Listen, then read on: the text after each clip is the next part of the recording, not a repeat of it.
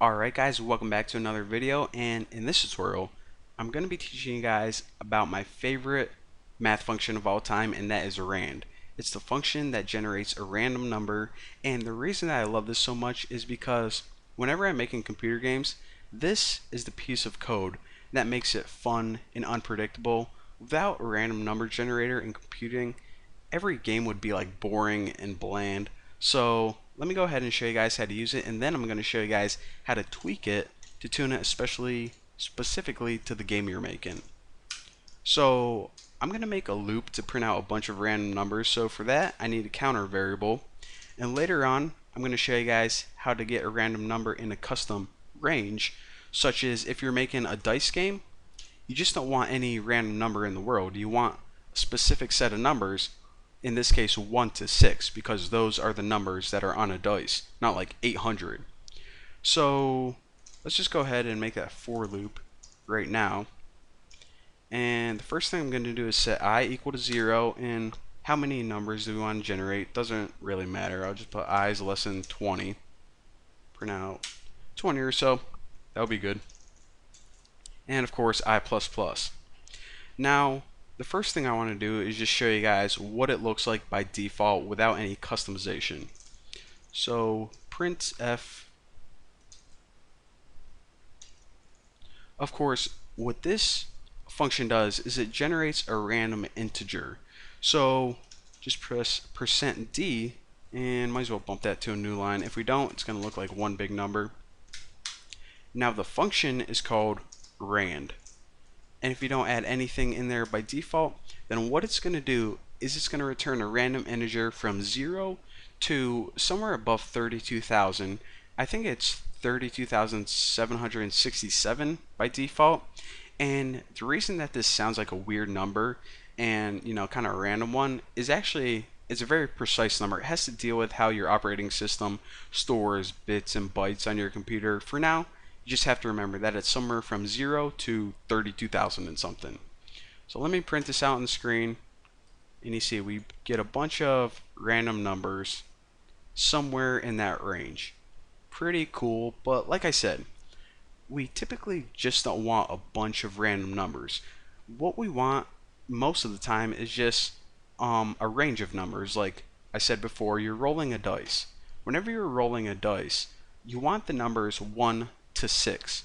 So how can we take this function, which gives us the range of 0 to 32,000 and something, and make it only output 1 to 6?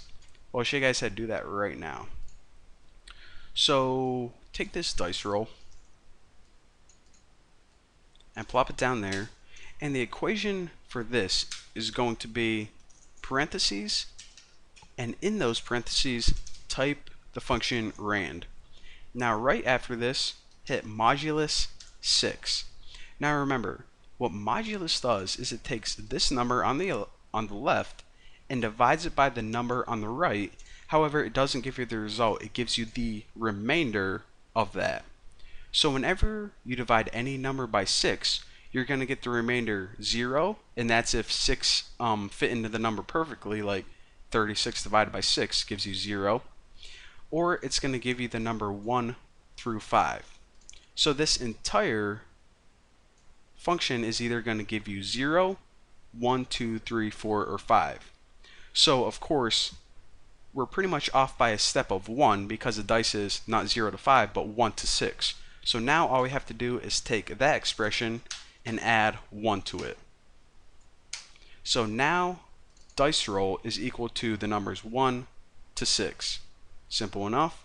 So now we can just go ahead and print that out. We could actually didn't even need to delete that earlier. But %d, kick it to a new line, and dice roll is what we want to print out. So again, run this bad boy and check it out. What happens now is it prints out, and actually, do we have no 3 in here? Cool. Oh, there's a couple. How did I miss those? Right in the middle. But basically what this does is it prints out somewhere in the range of 1 to 6. So if you want to have any kind of dice game, then this little formula would be perfect for it. So again, the only other confusing thing might be this right here, because I think it was the first time we actually used that modulus operator in a useful function. But for now, here's what I want you guys to do.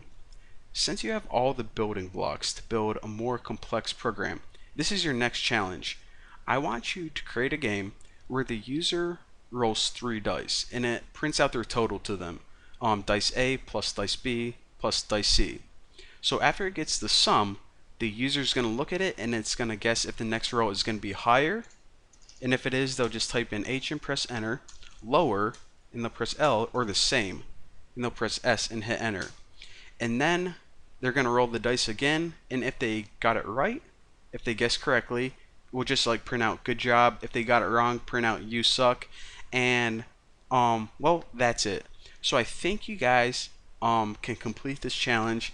If you can, then post it in my forum, and well, I'll congratulate you.